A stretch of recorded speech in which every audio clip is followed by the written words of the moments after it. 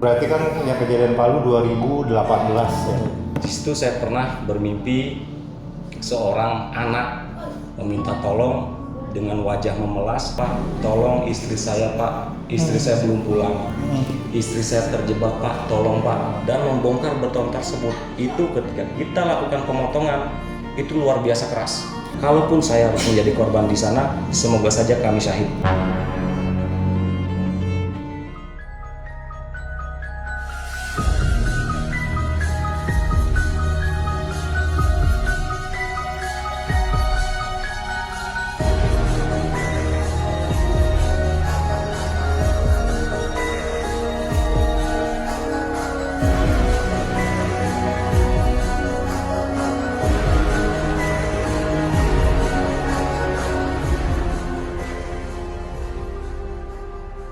Assalamualaikum warahmatullahi wabarakatuh.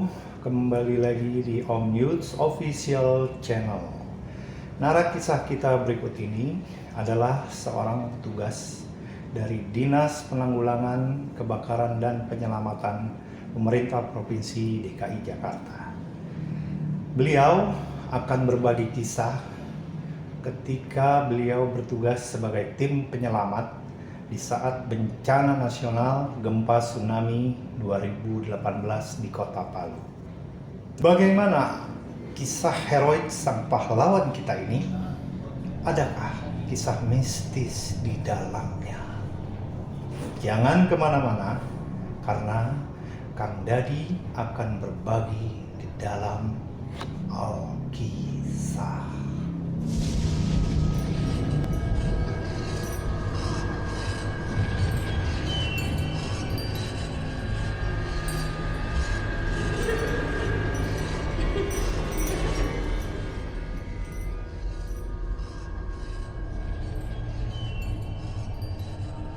Perkenalkan, nama saya Dadi Sanjaya. Saat ini saya bertugas di salah satu dinas, yaitu Dinas Penanggulangan Kebakaran dan Penyelamatan Provinsi DKI Jakarta, khususnya Kota Administrasi Jakarta Timur, yang mana pada kesempatan kali ini saya akan sedikit menceritakan kisah pada saat saya melaksanakan tugas kemanusiaan bantuan bencana tsunami dan likuifaksi di Kabupaten atau Kota Palu, khususnya di Kota Palu dan Donggala.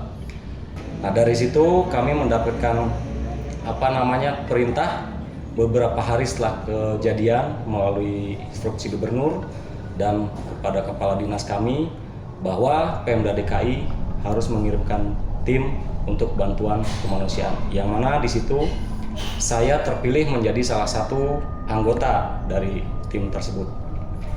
Berangkatlah kami menjalankan tugas. Waktu itu kami dapat daerah ataupun lokasi yang setelah selesai pembagian kami ditunjuk untuk menangani di daerah atau di Rumah Sakit Anutapura.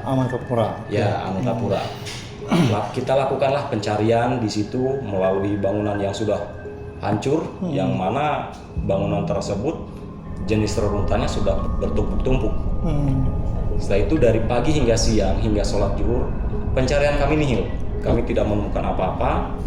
Sholatlah kami sholat zuhur. Zuhur atau Jumat? Ya, Jumat, sorry. Oh, Jumat. Nah, setelah sholat Jumat kami istirahat untuk istilahnya menikmati makan ala kadarnya.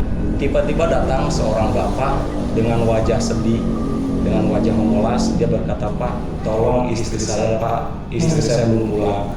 Istri saya terjebak, Pak. Tolong, Pak." Nah, awalnya kami berpikir, "Pak, ini tidak mungkin. Bangunan ini sudah hancur dan tidak mungkin kita lakukan pencarian menggunakan peralatan kita. Ini harus menggunakan alat berat." Tapi suami ibu tersebut masih dengan wajah memelas memohon kepada kami. Nah, sehingga tergeraklah kami. Minimal kami lakukan asesmen awal atau pencarian awal. Di mana terakhir bapak tersebut istilahnya tahu keberadaan istrinya. Waktu itu bapak tersebut bercerita bahwa istrinya sedang di musola. Istrinya sholat. Kenapa dia tahu dari situ? Karena waktu itu istrinya itu bersama rekannya. Yang mana ketika kejadian istrinya istilahnya memerintahkan atau memberikan arahan kepada rekannya untuk lari, untuk keluar. Sementara dia tidak. Jadi suaminya ini Iya. dapat info dari yang Betul, temannya dari selamat rekan ini. istrinya. Ya, jadi istrinya itu ternyata dalam keadaan mengandung. Dalam keadaan mengandung. Oh, oke. Nah, setelah itu kita lakukanlah pencarian. Setelah kita lakukan pencarian, baik secara visual atau menggunakan alat yang dinamakan snackcam, karena kita memiliki alat yang snackcam berupa kabel kamera yang dikonek ke handphone. Nah, di situ ada satu petunjuk yang mana pada waktu itu petunjuk kita bukan bentuk visual mayat ataupun lain sebagainya. Jadi di situ patokan kita adalah belatung. Belatung. Ya. Kenapa bisa jadiin patokan belatung? Nah, karena di situ ketika kita temukan korban tersebut itu sudah seminggu lebih. Oh, dari kejadian. Jadi kan sudah tidak mungkin kita bisa melihat dengan gelapnya posisi korban dalam bangunan reruntuhan itu kan tidak ada cahaya, makanya belatunglah patokan kami. Betul. Karena pada bangunan tersebut tidak mungkin binatang, biasanya bangkai itu kan ada belatungnya. Oke. Belatung itu menghampiri, baik itu binatang atau manusia. Logikanya di rumah sakit tersebut tidak mungkin ada binatang, pasti manusia, ya kan? Iya. Nah, makanya kita coba setelah kita melakukan pencarian dan ada istilahnya pemandu itu berupa belatung tadi, kita buatlah asesmen atau membuat akses untuk masuk ke dalam. Kita lakukan persiapan baik itu memecah beton dan lain sebagainya. Dan satu lagi yang kami di situ tanpa kami sadari saat itu, tapi setelah kami selesai baru kami sadar. Sebelum hari tersebut kami pernah melakukan pencarian di situ. Iya. Dan membongkar beton tersebut. Itu ketika kita lakukan pemotongan itu luar biasa keras. Tapi pada saat itu ketika kita memotong betonnya untuk membuat akses itu sangat mudah. Oh gitu. Ya. Habis suaminya datang itu mudah banget gitu. Ya, memang itu posisinya ada di musola. Tempatnya tapi itu juga kan? Betul, di musola tersebut. Jadi waktu itu dia sedang melaksanakan sholat maghrib. Nah, setelah kami bongkar, kemudian kami buat akses. Setelah kami membuat akses, misalnya kami angkatlah korban tersebut. Nah, setelah kami angkat korban masuk ke kantong jenazah, di situ juga kami sempat kaget. Di situ rambutnya ada tertinggal. Iya. Setelah itu kami istilahnya kemas, kami masukkan ke kantong jenazah. Setelah kami masukkan ke kantong jenazah sehingga kami serahkan kepada pihak keluarga, dari situlah pihak keluarga langsung mengurus administrasi untuk pemakaman dan lain sebagainya. Dan korban yang ditemukan seorang wanita. Ya, seorang wanita sedang hamil. Nah, ada beberapa pengalaman yang menurut saya di luar nalar atau di luar logika yang saya sendiri nggak tahu, beserta kami tim itu di luar sadar. Ada beberapa momen atau kejadian yang istilahnya bisa menuntun kami untuk salah satunya menemukan korban, yaitu seorang ibu hamil, yang mana saya sendiri sering mengalami mimpi ataupun istilahnya kejadian-kejadian di luar logika. Di situ di tempat tenda kami sering seolah-olah ada bayangan ataupun ada orang mengawasi ataupun panggilan-panggilan yang sayup-sayup terdengar seperti teriakan orang minta tolong. Orang minta tolong. Saya di sini. Setelah kejadian itu, sore hari ketika kita kembali ke tenda, sambil kita istirahat dan duduk bersama menikmati secangkir teh, kami kaitkan kejadian tersebut dengan mimpi-mimpi yang pernah kami alami. Kami anggap itu suatu mungkin halusinasi, tapi di balik itu mungkin petunjuk Allah bahwa banyak korban yang meminta bantuan atau pertolongan. Nah, di situ kami ada mengalami kejadian yang dikatakan aneh dan itu memang benar-benar kami alami, salah satunya melalui mimpi. Di situ saya pernah bermimpi seorang anak meminta tolong dengan wajah memelas. Saya tidak menceritakan kepada teman-teman awalnya, kemudian salah satu rekan kami bercerita waktu itu malam Jumat kejadiannya. Pagi-pagi ketika kami melakukan persiapan, dia bercerita bahwa malam dia bermimpi ada seorang anak kecil menghampirinya, kemudian memegang hidungnya. Ketika dia mau dipeluk, anak itu lari. Setelah lari, rekan saya diam. Kemudian anak itu kembali menghampiri. Nah, kemudian kembali memainkan hidungnya dan ketika mau dipeluk sama lari juga. Lari lagi. Ya, nah dari situ mungkin awalnya kami berpikir itu hanya hiasan tidur atau ya. bunga tidur lah katakanlah selama kami melaksanakan. Itu selama berapa lama Kang Dadi mimpi-mimpinya sebelum menemukan korban? Kurang lebih sekitar 5-6 hari sebelum kejadian itu. 6 hari. Ya, cuman itu tadi saya tidak mau mengungkapkan kepada teman-teman karena apa? Saya takut di antara tim itu ada yang mentalnya menjadi jatuh. Di situ makanya saya simpan sendiri mimpi itu. Karena dalam sebuah tim ketika ada sesuatu yang hal berbahaya yang memang istilahnya hanya tidak terlalu membahayakan dan bisa kita tahan, kita cukup keep karena bisa membuat konsentrasi kita buyar dan itu mungkin bisa saja rasa takut itu timbul. Makanya pegang sendiri aja. Ya saya pendam kenapa? Toh ini saya pikir hanya mimpi atau bunga tidur. Iya. Kan? Di samping itu juga memang ada beberapa kejadian aneh. Contoh ada salah satu anggota atau rekan kami, dia menghubungi keluarganya dan dia istilahnya video call dengan anak-anaknya. Nah suatu ketika dia kirim foto kepada keluarganya di rumah. Di situ istrinya tidak cerita karena dia tahu suaminya itu sedang melaksanakan tugas. Nah, setelah kemudian hari baru cerita bahwa dari foto yang dikirimnya itu di handphone istrinya itu di sebelahnya itu ada sosok wanita. Di sebelahnya itu ada sosok wanita. Yang itu ditemukan itu? Tidak menutup kemungkinan itu yang ditemukan karena gambar wanita itu tidak jelas wajahnya. Tapi teman Kang Dadi yang selfie lah kan itu ya, yang selfie itu ada ketika penyelamatan itu. Dan kami itulah satu tim ketika berangkat ke sana. Dan ketika kami lihat di handphone rekan kami itu memang tidak ada, tetapi di handphone istrinya ada.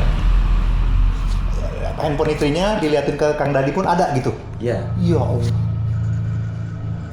Itu kejadian yang sangat luar biasa. Maka dari situ hal-hal seperti itu ya memang ada kami banyak istilahnya mengalami hal-hal aneh gitu kan. Ya kalau suara-suara panggilan teriakan minta tolong itu sudah tidak asing. Dan memang bisa kita bayangkan ketika kami sampai ke sana situasi mencekam, gelap gulita di mana-mana. Alhamdulillah waktu itu di salah satu rumah warga ada genset yang entah berapa lama mati, coba kita perbaiki, kemudian bisa membantu, alhamdulillah nyala. Itulah yang membuat tenda kami bisa terang, kemudian warga pemilik genset tersebut rumahnya bisa terang dan disitulah kami bisa mandi dan lain sebagainya. Itu bisa diceritain nggak, Kang, digambarin ya ke nonton ya? Mungkin kan ya kalau saya khususnya di Jakarta kan hanya mendengar kabar berita ya. Itu situasinya seperti apa sih, Kang, ketika dari hari pertama Kang Dadi sampai di kota Palunya itu? Ya, kalau diceritakan dari awal memang di situ suasana mencekam, bisa dikatakan chaos seperti berita-berita yang kita dengar dan itu saya alami sendiri. Di samping itu istilahnya suasananya auranya berbeda. Yang jelas kalau memang kita istilahnya memiliki rasa takut dan lain sebagainya, saya yakin akan mengalami depresi atau stres di sana. Tapi karena kita ini namanya tugas dan kita sudah terbiasa menghadapi momen-momen seperti itu, kita berusaha untuk melawan itu. Dan di sana banyak seperti yang kita lihat istilahnya di TV, di YouTube dan lain sebagainya, daerah yang mengalami likuifasi atau pergeseran. Dan itu saya melihat sendiri. Contoh kasus di daerah Petobo, itu kami melihat ada daerah yang istilahnya benar-benar terputus. Gitu. Bahkan ada salah satu rumah warga yang bercerita di samping rumahnya waktu itu ada pohon kelapa. Sementara sebelumnya itu pohon kelapa itu sangat jauh dari rumahnya. Nah setelah kejadian itu bergeser dan pohon kelapa yang tadinya jauh entah 1 atau 2 kilometer bisa tiba-tiba ada di samping rumahnya. Oh gitu. Ya kemudian ada satu daerah lagi di Balarwa itu. Daerah itu di situ amblas dan bertumpuk-tumpuk. Jadi daerah situ tengah-tengahnya masjid ambles ke bawah, kemudian ada daerah lagi yang terseret masuk lagi ke bawah. Jadi bertumpuk, entah berapa kedalaman di situ yang bertumpuk. Jadi masjid dari sebelah kirinya numpuk di situ, mendem. Iya, daerah dari masjid itu amblas ke dalam, kemudian daerah sekitarnya pun tertarik amblas ke dalam. Masya Allah. Seperti itu. Jadi warga banyak yang lari ke masjid dong ya? Ya, pada saat itu kan kebetulan berbarengan dengan waktu sholat maghrib. Ya. Nah, jadi ada salah satu rekan kami juga yang memang orang tuanya sedang di masjid itu. Dan selamat? Tidak, karena dia terpendam di situ. Iya. Jadi ya memang itu cukup heboh sih ya, bencana nasional yang besar itu Kang ya. Nah, disitulah kalau kita manusia yang sombong, ketika di sana saya yakin kesombongannya akan hilang. Karena itu tadi, semua kekuatan manusia itu tidak ada apa-apanya. Sekaya apapun kita di sana tidak ada apa-apanya. Saya pun membawa bekal dari Jakarta sampai sana, uang saya tidak terpakai. Karena apa? Situasi di sana mencekam. Nggak bisa Tidak bisa kepake uang itu ya. Ya, tidak ada toko yang buka dan lain sebagainya. Jangankan berpikir untuk berniaga dan lain sebagainya. Dia sendiri memikirkan nasibnya bagaimana, itu bingung. Nah di setiap harinya Kang Dadi berapa lama kalau boleh tahu? Kami bertugas di sana selama 2 minggu. 14 hari. Iya. Itu setiap hari masih terjadi gempa atau tidak Kang? Ya, jadi gempa di Kota Palu itu bukan hanya pada saat itu. Setiap harinya gempa itu terus saling bersusulan. Bahkan kami pernah lagi tugas gitu? Ya, sedang melaksanakan tugas mengalami gempa yang gelombangnya sampai 5,2 skala Richter. Lumayan goyang. Bukan lumayan lagi, disitulah mental kami dipertaruhkan. Ya benar sih, jadi kalau Kang Dadi tadi bilang manusia sombong ya kan, mau punya uang berapa, punya power seperti apa, nggak ada artinya ya ketika ada di daerah seperti itu ya. Udah lillahi ta'ala aja tuh. Ya, saya harus selamat, insya Allah saya akan kembali selamat, dan ketika kalaupun saya harus menjadi korban di sana, semoga saja kami syahid. Karena kami sedang melaksanakan tugas yang sifatnya kemanusiaan. Oke, Kang Dadi, berarti kan yang kejadian Palu 2018 ya. Betul. Masih berlanjut nggak yang tadi nyelamatin ibu hamil itu? Apakah hanya di situ aja atau mungkin kan karena Kang Dadi kan menyelamatkan dia nih? Ya. Ada nggak berlanjut nggak sampai sekarang deh gitu? Kalau sampai sekarang alhamdulillah nggak ada ya. Tapi pada saat itu pernah saya mimpi itu yang seperti tadi ditolongin, istilahnya anak kecil minta tolong itu. Saya pernah sekali mimpi, tapi anak itu wajahnya itu sudah tidak memelas lagi, dia senyum. Setelah diselamatkan? Iya, setelah kejadian itu, dan itu menjelang kami kembali ke Jakarta. Padahal anaknya masih dalam kandungan ya, janin ya? Padahal anaknya masih dalam kandungan.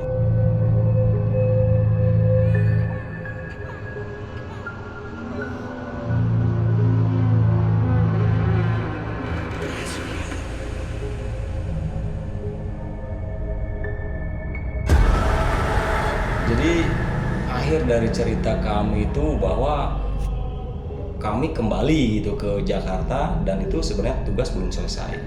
Pada dasarnya kita tim pendobrak atau tim awal yang untuk melakukan pencarian korban, kemudian dikirim lagi tim kedua untuk recovery, untuk perbaikan akses-akses seperti jalan yang istilahnya terhambat dan lain sebagainya.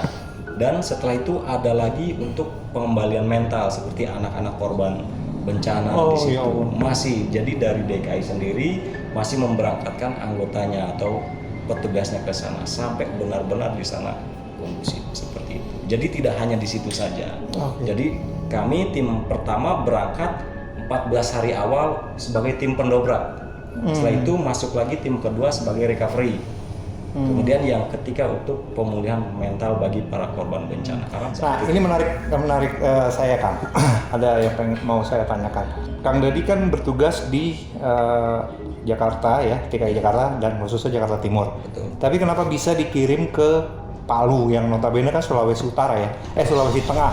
Ya, Sulawesi Tengah. Itu bisa diceritakan nggak kenapa bisa dikirim ke sana? Nah, jadi Pemda DKI itu memiliki tim yang mana ketika daerah jangankan daerah Jakarta, di luar Jakarta pun, di luar pulau pun, ketika membutuhkan maka Pemda DKI akan mengirimkan bantuannya. Banyak contohnya seperti tsunami Palu, jelas kami berangkat. Kemudian tsunami Serang, saya sendiri Banten ya, yang kejadian Seventeen itu ya? Betul, Seventeen itu. Tapi mungkin nggak separah Palu ya, kalau beritanya ya? Iya, karena apa? Di sana kami tidak lama, hanya 3 hari. Kenapa? Di sana itu tidak ada istilahnya atau tidak banyak bangunan-bangunan runtuhnya. Oh, Ya, mana pantai jadi, benar-benar. ya, kami itu masuk istilahnya pekerjaan kami itu ketika masyarakat awam sudah tidak bisa berbuat, gitu. Karena kita membawa peralatan yang memang khusus untuk collapse structure, Oke. bangunan runtuh. Kebakaran hutan Jambi, Iya. rekan kami berangkat Jadi seperti itu. ini saya tanya nih sebagai masyarakat awam. Jadi ya simpelnya ya, pemadam kebakaran kan. Orang kan Betul. taunya begitu ya kan. Pemadam kebakaran ya taunya cuma Ya. apa madamin api ada Ya, kebakaran. betul. Ternyata ada juga bagian penyelamatan atau tim rescue-nya. Ya, jadi begini, saya coba sedikit istilahnya mengedukasi kepada warga bahwa pemadam kebakaran itu tugasnya tidak hanya kebakaran tok. Jadi kami melaksanakan tugas itu apapun bentuknya, istilahnya yang bisa membantu masyarakat, ya kebakaran sudah pasti. Iya. Kemudian ketika ada terjadi bencana, bencana itu baik water rescue, rescue underwater, kemudian traffic accident, collapse structure, itu kami berangkat. Jadi kan yang banyak saya dengar ya, pemadam kalau setelah memadamkan kebakaran minta uang atau apa, Ya. itu gimana kan? Bisa diluruskan nggak di sini kan? Ya, jadi selama ini memang asumsi banyak. Jangankan orang awam, keluarga orang pemadam sendiri termasuk saya, banyak keluarga saya yang berasumsi seperti itu. Nah, di sini kami istilahnya jelaskan atau kami luruskan bahwa tidak ada pemadam yang meminta uang atau oknum-oknum yang seperti itu. Valid tuh ya? resikonya, iya, silakan. Sohih. Kalau seandainya, istilahnya apa namanya Mas Yudi menemukan hal seperti itu, jangan ragu-ragu, foto orangnya, Oke. laporkan. Siap. Saya pastikan besok atau lusa yang bersangkutan sudah dipecat. Dipecat ya? Itu instruksi pimpinan kami, tidak ada Oke. cerita. Siap. Baru dia menerima uang apapun itu bentuknya tidak diperkenankan, kecuali contoh kasus seandainya terjadi kebakaran ataupun ada musibah, Mas Yudi datang ke saya, oh saya kenal nih, gitu kan, Pak nih ada air minum ataupun ada sedikit cemilan atau Wajar lah ya. Oke, itu kami terima. Iya. Tapi apapun itu bentuknya berupa uang, kami tolak.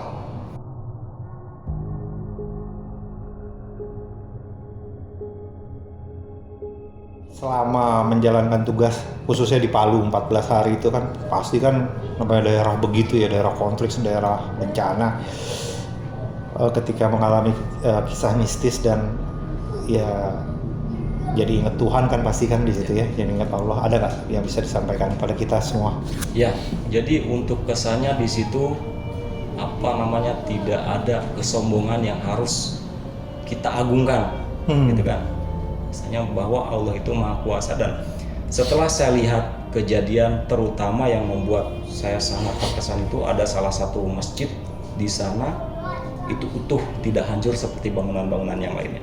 Itu pesannya. Jadi kemudian pesannya bahwa sebesar apapun bencananya, ketika Allah menyelamatkan hidup kita, insya Allah kita akan selamat, kita akan sehat sampai saat ini. Itulah yang saya alami. Jadi intinya adalah jangan pernah jauh dari agama apapun itu. Semua agama mengajarkan bahwa sembahlah Tuhanmu sebagaimana kamu akan mati esok pagi. Seperti itu. Baik, terima kasih Kak Nadi ya, udah berbagi kisah heroik dan ada kisah mistisnya. Ya, semoga apa namanya perjuangan ya, pengorbanan yang dilakukan buat negara nih kan, buat negara, buat masyarakat umum ya, kita hanya bisa berdoa Allah aja yang balas semuanya. Amin.